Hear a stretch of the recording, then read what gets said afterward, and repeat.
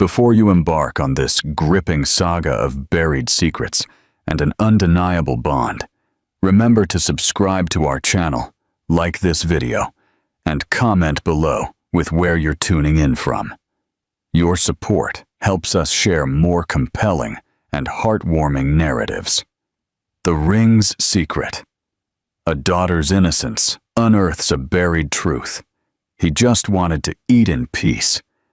But when a little girl pointed to the ring on his finger and declared, "My mommy has one just like it," his world stopped. That ring was unique, custom made. Only two existed. The second, he believed, had been buried with his wife 5 years ago. If this child was right, then the woman he had lost, the woman he had grieved, might be alive. How could a simple piece of jewelry shatter a man's reality and ignite a quest for a truth that was never supposed to be found? This is a story of a love thought lost, a family unknowingly fractured, and a past that violently reasserts itself. A fateful encounter. Arthur Vance didn't want to be seen. Not that night. His impeccably tailored suit remained folded on the back seat of his car, forgotten, like a costume that no longer fit. He wore dark jeans, a wrinkled black shirt, and simple unbranded sneakers. His face, always meticulously groomed for magazine covers, now sported the shadow of a thin, uncomfortable beard, an unconscious attempt to erase the identity the world knew. On that warm afternoon, he had driven aimlessly through London until the city began to dissolve into older, more human neighborhoods. Spotting the tiny restaurant with an aged facade, a crooked wooden sign that simply read, "The Corner Nook," he braked instinctively. A warm, yellowish light escaped through the steamed windows, and a smell, an impossible-to-ignore aroma, something between garlic browned in olive oil and freshly baked bread. Perhaps that was what he sought. Or perhaps he was fleeing something he couldn't even name. He pushed the door with hesitation, as if crossing an invisible border.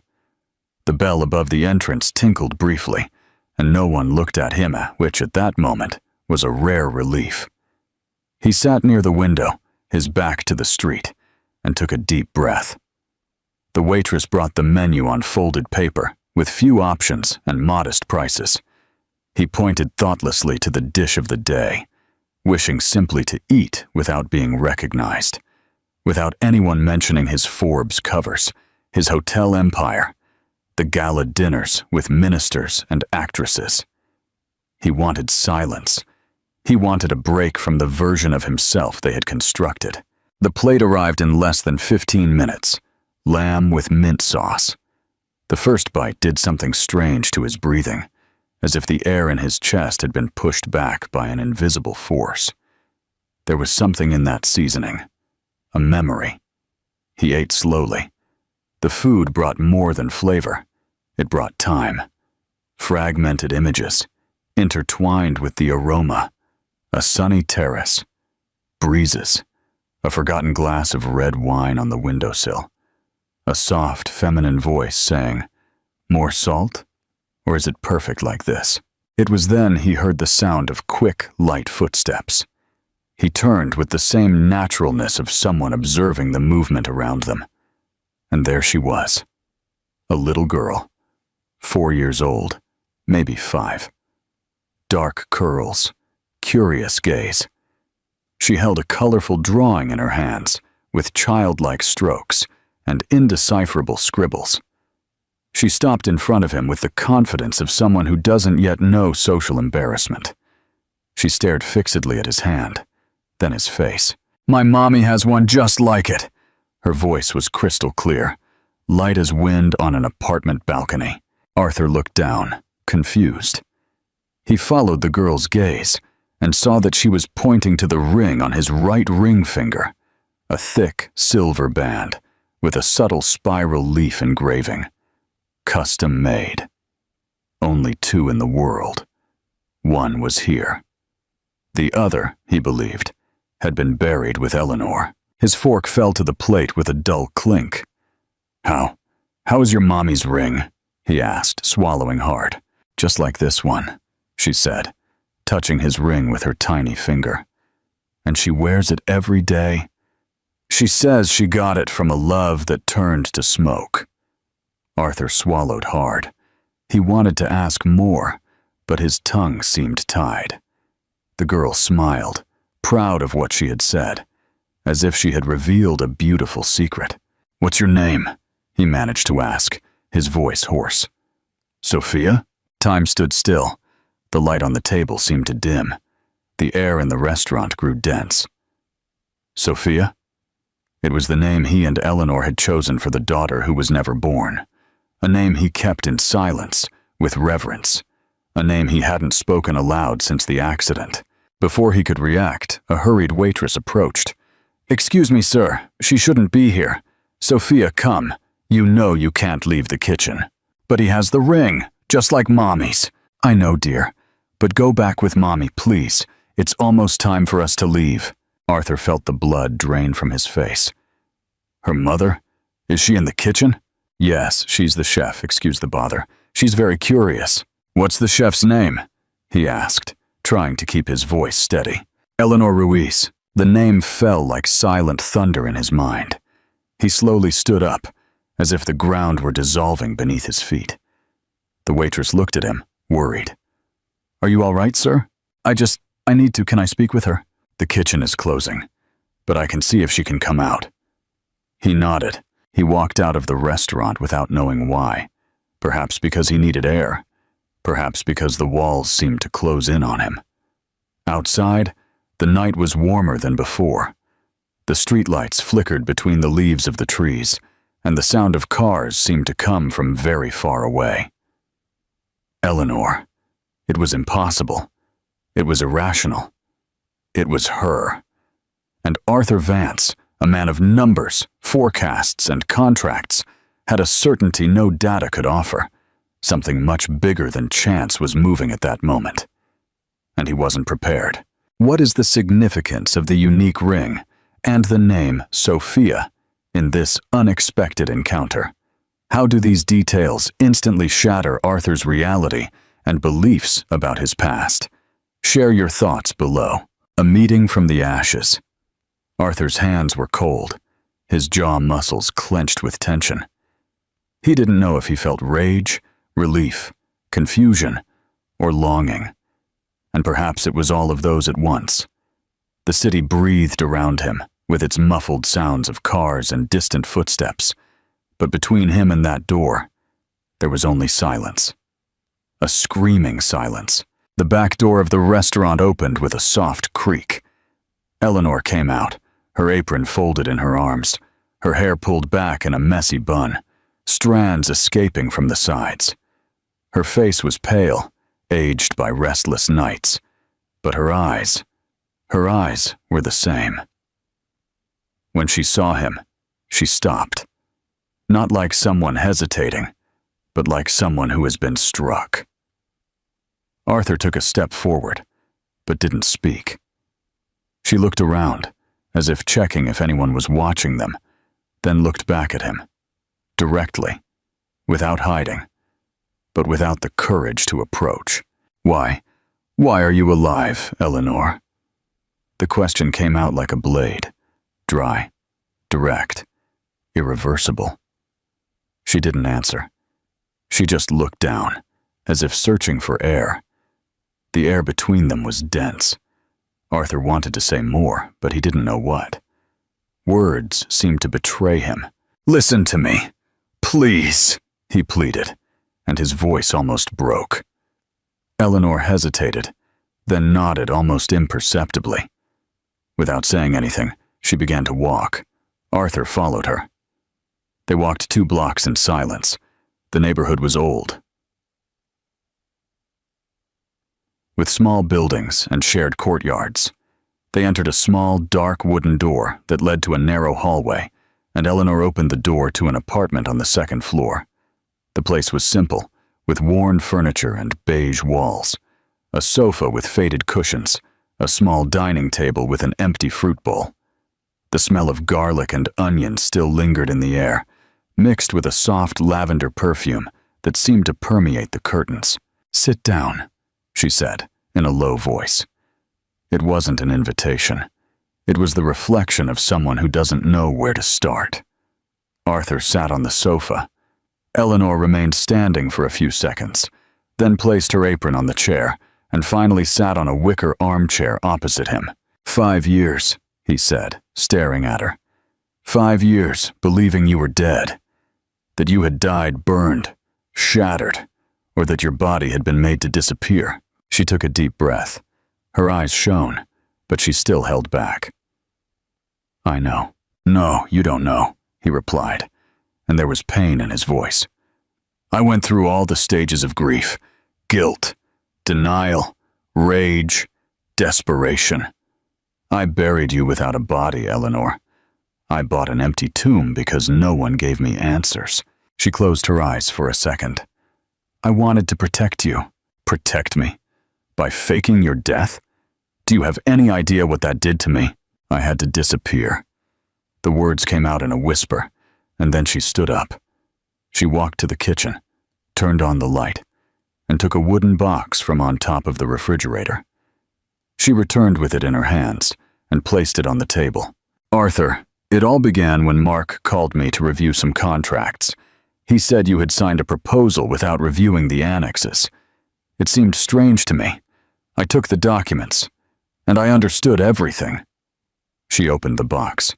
Papers, clippings, photos, folders with marked names. They were using your signature to launder money off the company books. They traveled in your name. They made transactions with ghost accounts. You were the face, but you were surrounded by rats. Arthur skimmed the papers, his heart racing. "Why didn't you tell me?" "I tried. I sent messages. I called. I went to the company. The receptionist said you couldn't see me. Then I got a call." She paused. Her trembling hand rested on the papers. "An unknown number." The voice said, "You know too much, and your husband also knows. If you don't disappear, he'll disappear first." She looked him in the eyes, and in them there was something broken. "That night I came home. A car cut me off. I lost control. I went down a ravine. When I woke up, I was in a small clinic in the countryside. No one knew my name. No one recognized me." "Why didn't you call from the clinic?" His voice was now barely a thread. "Because the phone rang at night. It rang in the room, with no one on the other side. Veiled threats. They were following me. I saw it. I heard it. I couldn't risk it." She paused. Then she said, her voice broken, "So I died, because it was the only way to stay alive." Arthur brought a hand to his forehead. The weight of the revelations piled onto his shoulders. "And the girl?" Eleanor hesitated, then replied with a sigh. "Sophia. I discovered I was pregnant 3 months later. I was already in another state, hiding with a childhood friend. I didn't know if you were involved. I didn't know if you were still alive. I didn't know if I could trust anyone else." The phrase hurt more than he expected. "You thought I might be behind your death?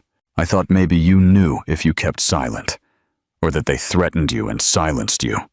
The world we lived in was dirty, and I no longer knew where you ended and where the men around you began." Arthur stood up. He walked to the window, opened it. The wind entered, bringing the smell of the night, the distant sound of a radio playing an old bolero on some floor below. "You let me bury you," he said, without turning his face. "You let me sink alone into hell. You let me break, Eleanor. I died with you. Only I had to keep breathing." He turned around. His eyes were moist, but there were no tears. "Do you think that's enough?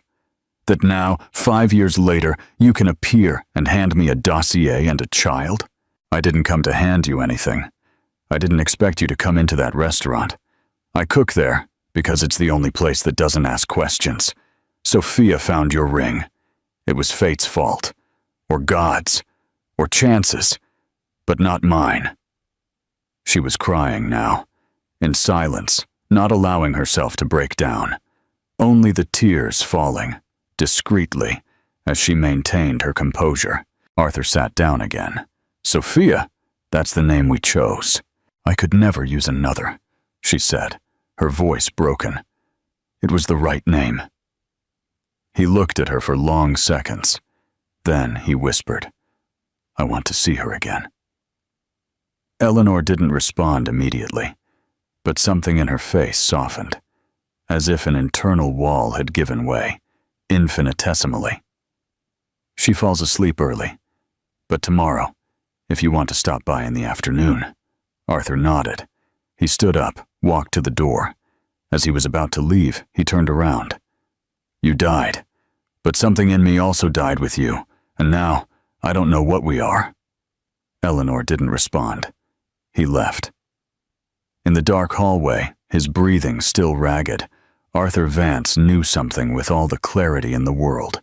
The woman he loved was not dead, but perhaps the man he was. What is the most shocking revelation for Arthur in this conversation with Eleanor? How does Eleanor's decision to die to protect him and her pregnancy reflect the true dangers she faced? Share your insights below. A Father's Awakening. Arthur spent that night sleepless, lying in his enormous empty bed, staring at the ceiling as if it were possible to find some logic there, some meaning for everything that had crumbled.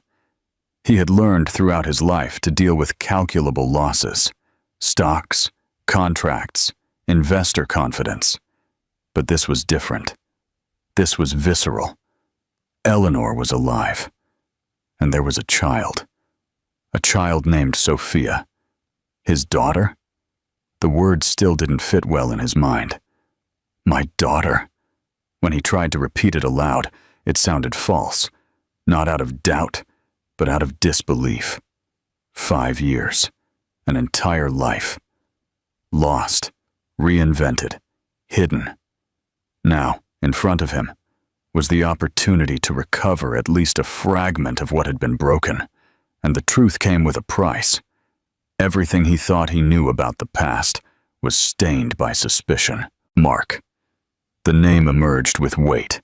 Trusted partner, right-hand man, best man at his wedding.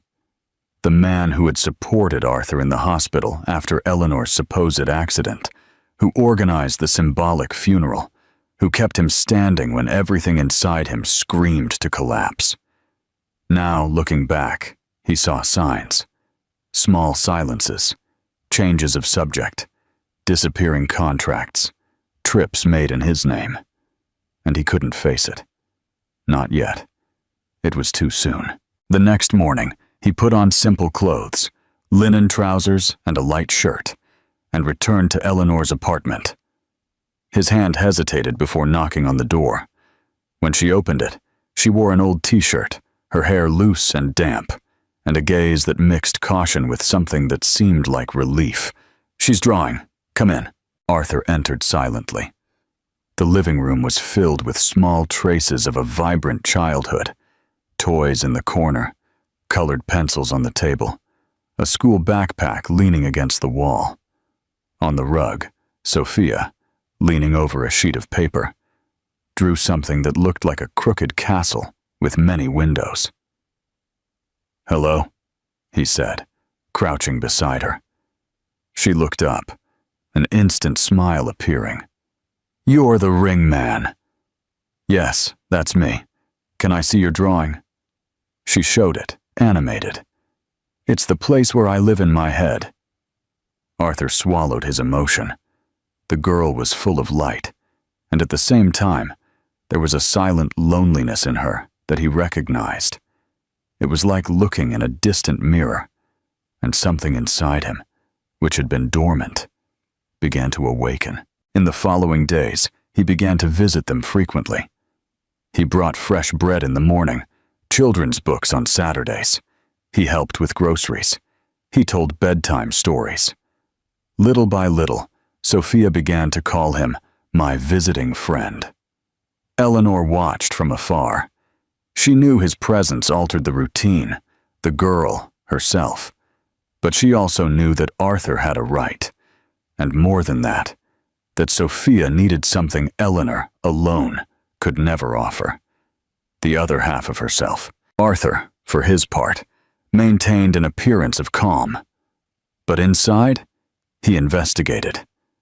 He discreetly hired a forensic analyst, asked him to cross-reference data from the last 5 years of the company.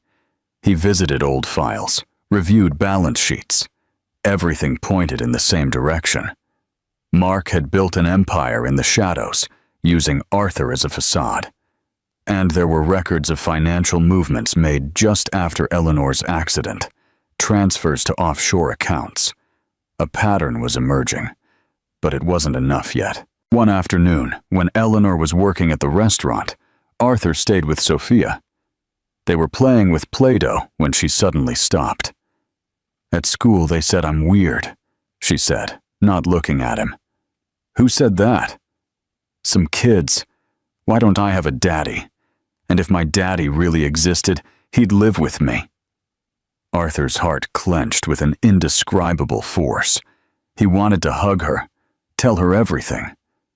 But he couldn't. Not yet. "You're wonderful, Sophia. And sometimes, people say things they don't understand. But that doesn't mean they're right." She nodded silently. When Eleanor arrived, she found them both asleep on the sofa, Play-Doh scattered, and a new drawing in the girl's hands. It was a house, with 3 windows, 3 figures holding hands. That night, they sat at the table after Sophia fell asleep. Eleanor held a cup of tea, her eyes fixed on the steam. The school called. She cried all day. "I know," Arthur said. "She told me." The silence between them was dense. Then he spoke. "I can't keep pretending I'm just a visitor." She looked up. She was tired, but firm. "Are you going to tell her?" "I think we need to tell her, but together." Eleanor nodded slowly. A tear rolled down her cheek. "She's your world now, Arthur. Don't disappoint her." "Never again," he replied, without hesitation. And at that instant, both knew the next conversation would change everything. Forever. How does Sophia's innocent question about her father impact Arthur's determination to reveal the truth? What is the significance of Arthur and Eleanor deciding to tell Sophia the truth together? Share your insights below. The truth revealed to Sophia. The apartment was silent, immersed in a quiet dimness, with the low lights of the living room reflecting golden tones on the beige walls. The night outside pulsed in silence, as if even the city respected the weight of that moment. Eleanor arranged a cushion on the sofa. Arthur cleared his throat, his heart beating so hard it seemed to reverberate in the room.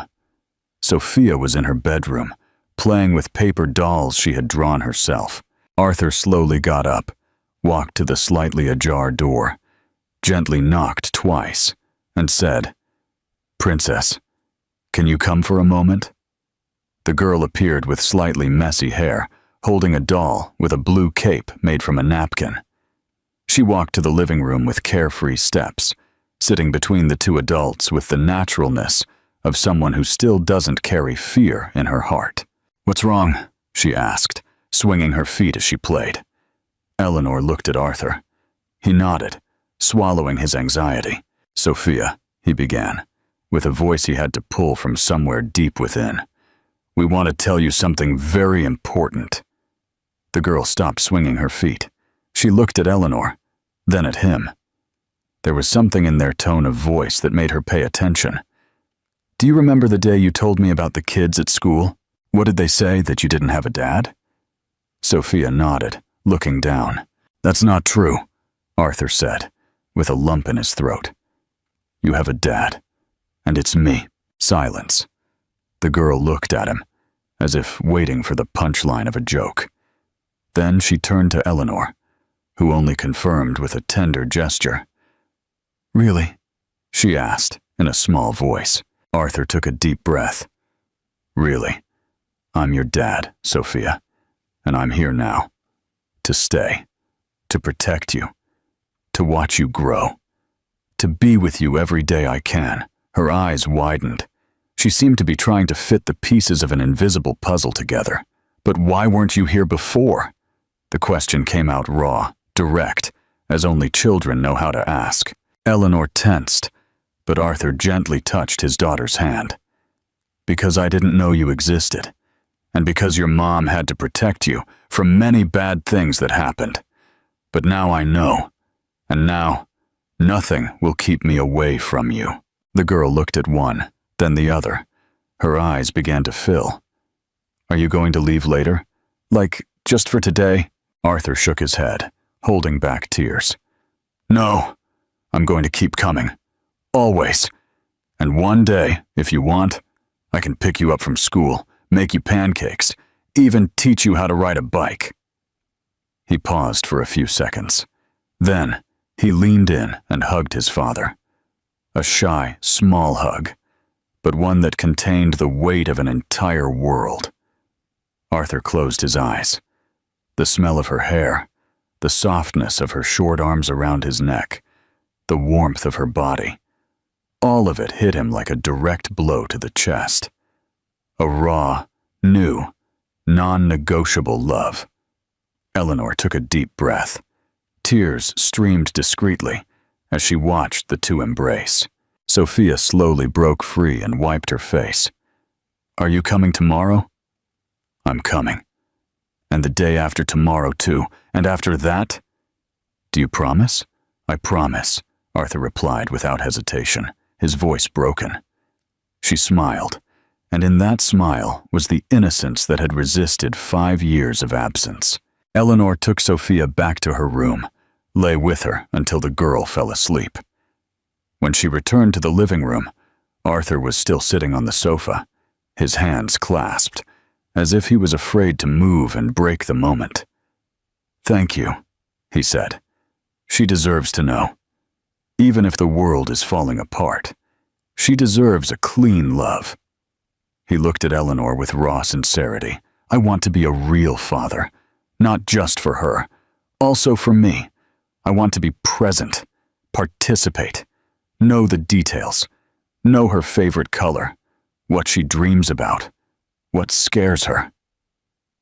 Eleanor sat beside him. For an instant, neither spoke, until she, in a whisper, confessed. I was so afraid you wouldn't want her. Don't say that again. His voice was firmer now. What I felt today has no name, and I'm not going to waste it.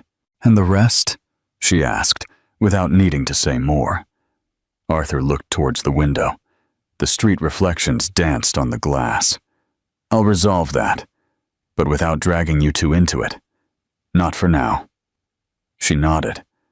Both knew that the wounds were still open, that the past wouldn't disappear just because the truth had been told. But that night, a door opened, and for the first time in a long time, there was more than pain. There was possibility. There were bonds beginning to form with trembling but determined hands.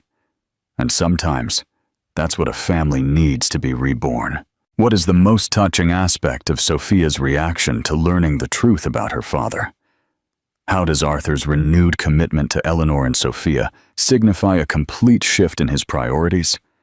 Share your insights below. A family's foundation. Building anew. The following week, Arthur found himself in front of the mirror, adjusting his tie knot with uncharacteristic precision. His dark suit contrasted with the slight nervousness he felt. It wasn't a corporate event. It wasn't a conference in Geneva. It wasn't a diplomatic dinner. It was family day at Sophia's school, and he felt more exposed than on any stage he had ever occupied. On the car seat beside him was a bouquet of small, colorful flowers. Daisies, sunflowers, lavender, prepared by a neighborhood florist at his request. Something a child would choose for the teacher she loves. There was also a drawing he had made himself, with Eleanor's help, on a piece of cardboard. A small house, 3 figures holding hands, and above them, in crooked letters. Vance Ruiz family. At the apartment, Eleanor dressed Sophia with the same care of someone preparing for a farewell or a beginning.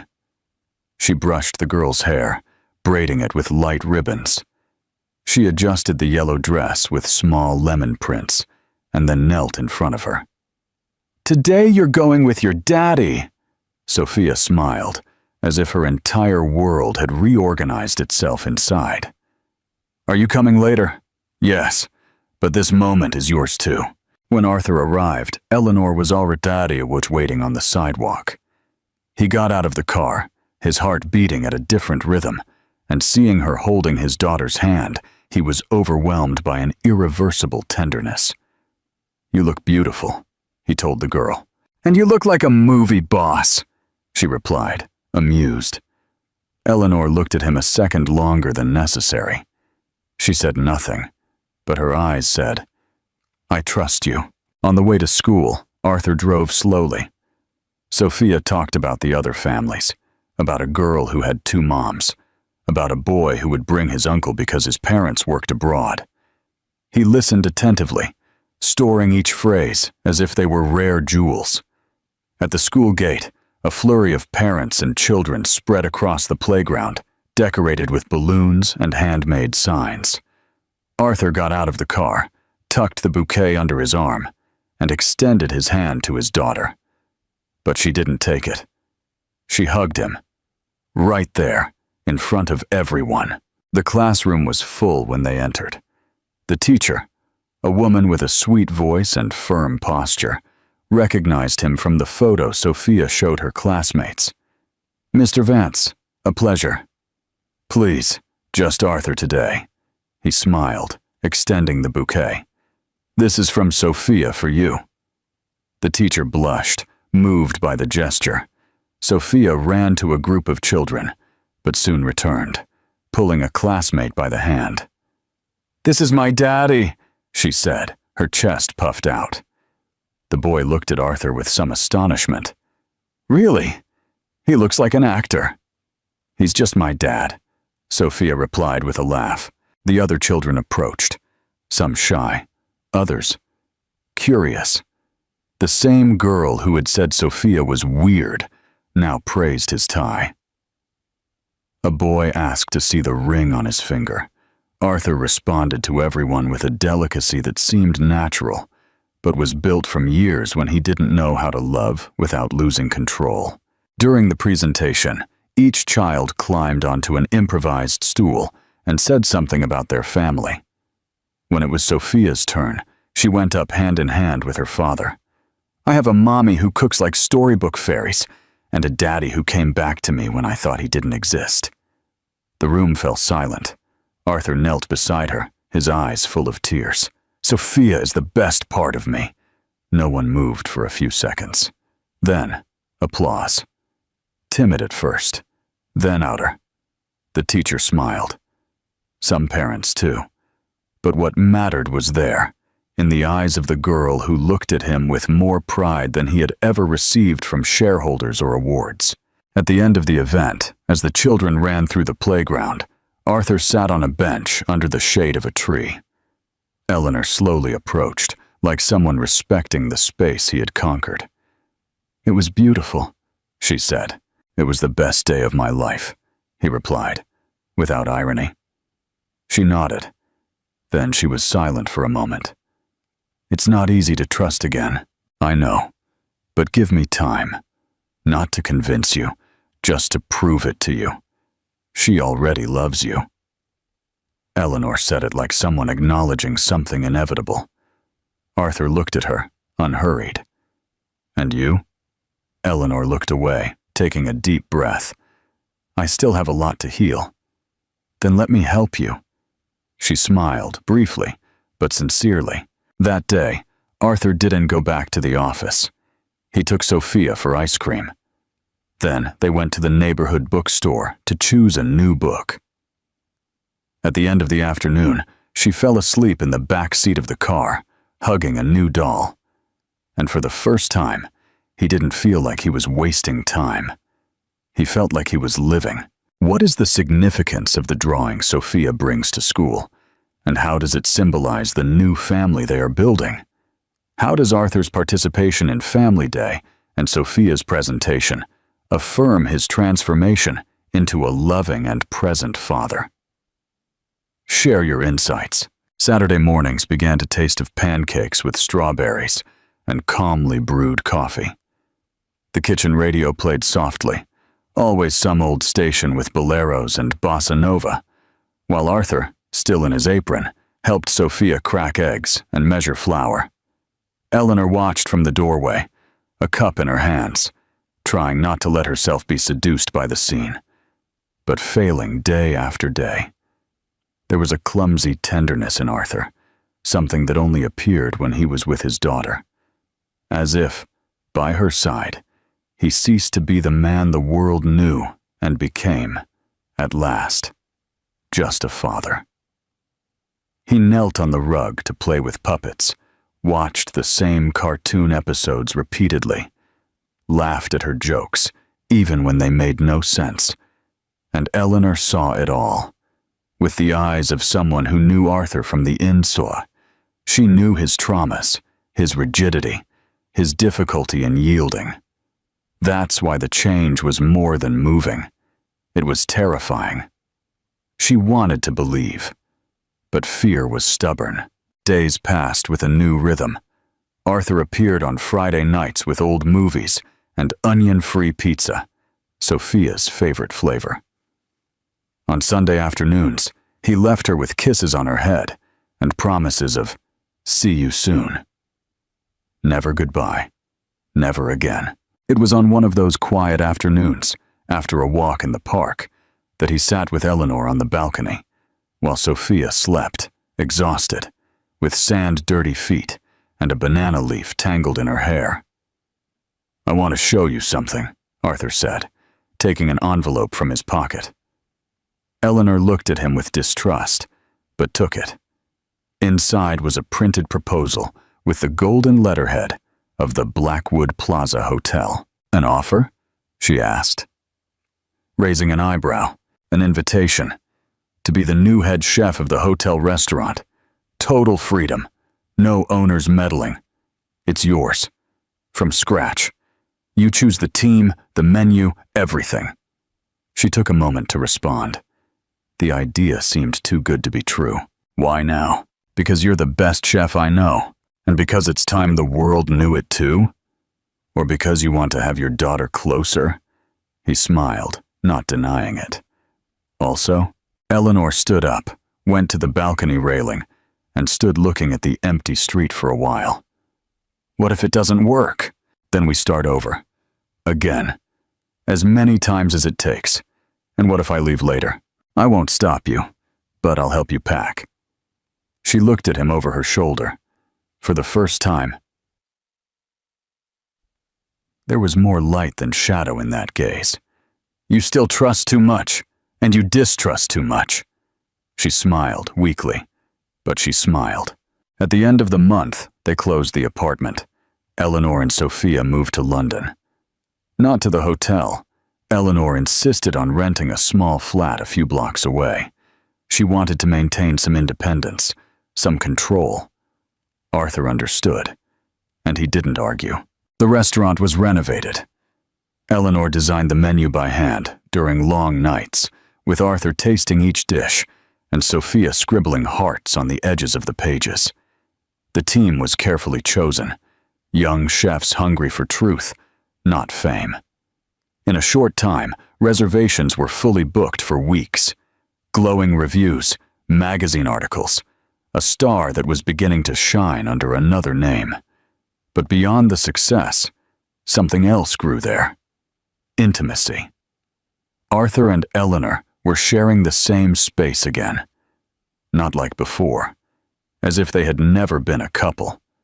Now, they were two adults with visible scars, trying to sow something new without erasing the past. Sometimes they argued over trifles, the seasoning of a soup, the school schedule, the flowers in the restaurant reception. Sometimes they laughed late into the night, with cheap wine and memories of a time when everything was a dream. And there were nights when they sat in silence, the three of them, with Sophia in the middle, as if nothing else existed but that small, warm room. It was a new stage, and perhaps, for the first time in years, no one there was running. How does Arthur's unexpected offer of the hotel restaurant to Eleanor, and her conditions for accepting, highlight their evolving relationship based on mutual respect and shared purpose? What is the significance of Eleanor's choice to rent a separate flat, and how does it reflect her journey towards independence and trust? Share your insights. Time, with its silent way of correcting what seemed irrecoverable, passed. Not like a hurricane, but like a thread of wind that, little by little, dries the soaked earth, reveals the path, and makes something new grow among the old ruins. Eleanor and Arthur did not become the couple they were. It wasn't possible. They were no longer the same. Those two, young, in love, still immature before the world, remained frozen in a memory that now seemed too distant to touch. But something different was born in its place, a love that no longer depended on promises or idealizations. It was made of routine, care, and a silent pact not to abandon each other. On nights when the restaurant closed earlier, Eleanor would rest her feet on Arthur's lap and lean her head on his shoulder. Sometimes they would stay like that, in silence, watching old movies. Other times, they would talk about life with Sophia, about new dishes on the menu, about small daily victories. The bed that once seemed too big for one person was now a shared territory for three. Laughter, children's books, and sleepy smiles. Eleanor, little by little, stopped looking at Arthur as someone who had hurt her. She began to see him as the man who stayed, even though he was wounded. And that realization disarmed all resistance. One night, while having dinner at home, Eleanor set the table as if it were any ordinary night. A light blue tablecloth, lit candles, deep bowls of caramelized onion soup. Sophia read a book nearby, doodling distractedly with colored pencils. Arthur got up without warning. He went to the living room cabinet and came back with a small box. "Are you going to do this now?" Eleanor asked, laughing, a little bewildered. There's no perfect moment to rebuild something that stood when everything said it was impossible, he said. He opened the box. Inside, a simple ring. Opaque gold, with a thin line carved into it, like a scar. "I don't want a proposal out of impulse," he said, "nor out of nostalgia for what we were, but for what we are now. For the courage we had to keep going. For her," he pointed to Sophia, "and for us." Sophia looked at her mother, anxious. "Are you going to marry him?" Eleanor hesitated. She touched the ring as one would touch an old diary page. She looked at Arthur, and then at her daughter.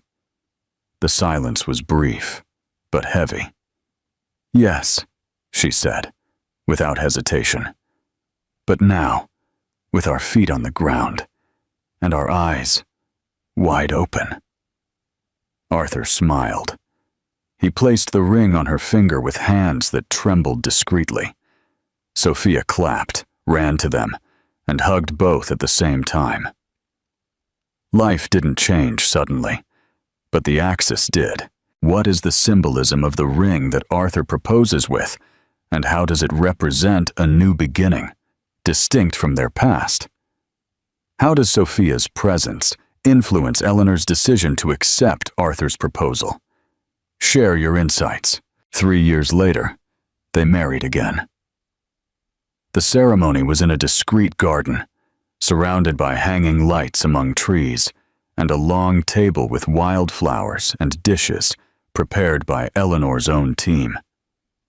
Sophia entered with the rings, barefoot, wearing a crown of leaves she had braided herself with her grandmother.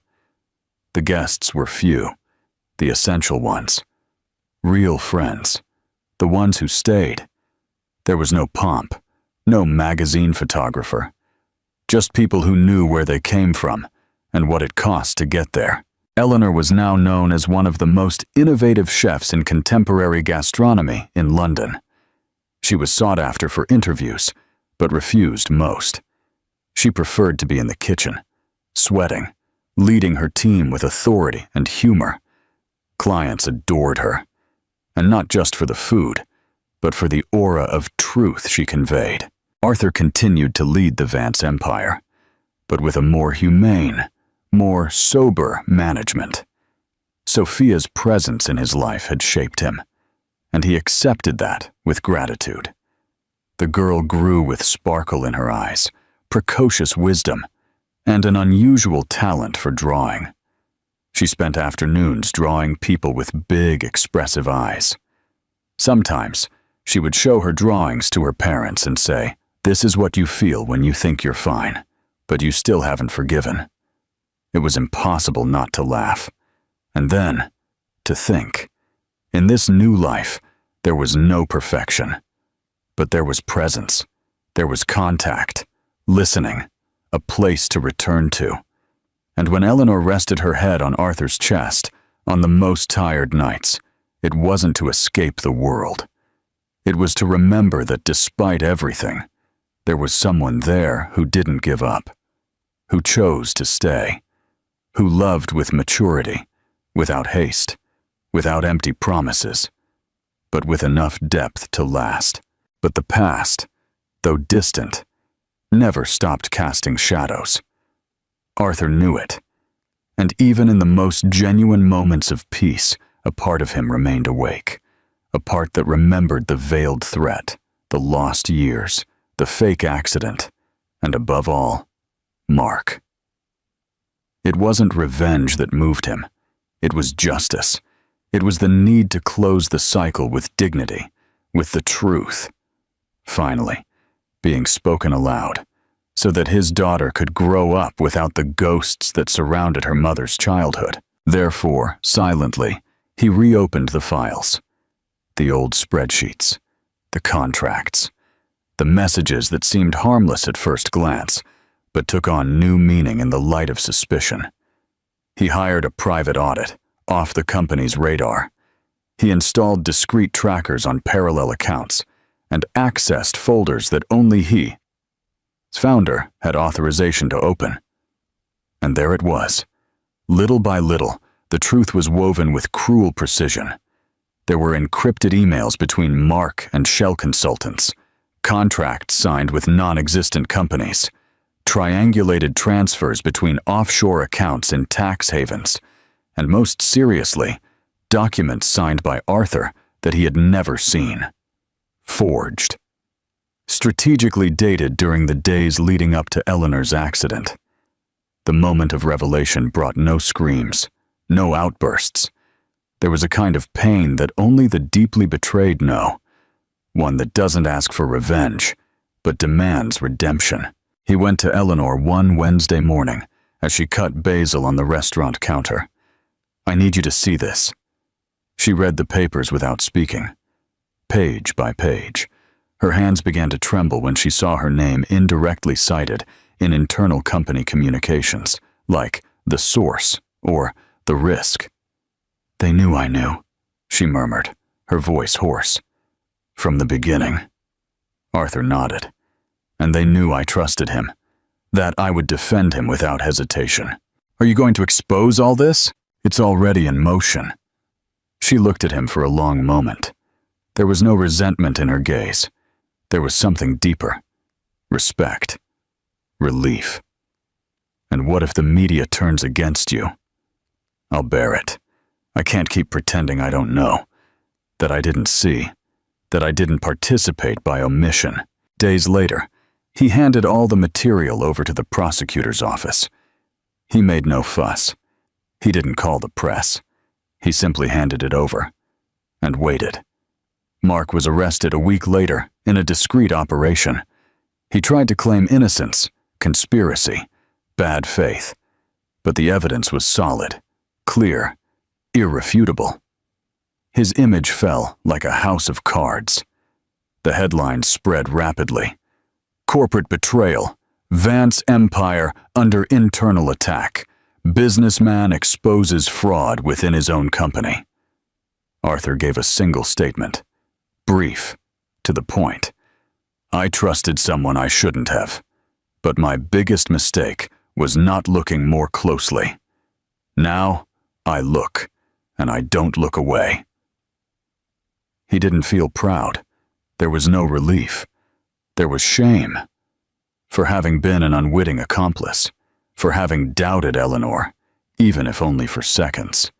For having left his own wife at the mercy of a dirty network without realizing it. But when he arrived home, he found Sophia painting with watercolors on the balcony. Seeing him, she ran towards him with a drawing in her hands. "It's us," she said. "You, Mommy, and me. But now there's light around us." He knelt. Why light? Because now everything is clear. And at that instant, Arthur understood that justice wasn't about defeating an enemy.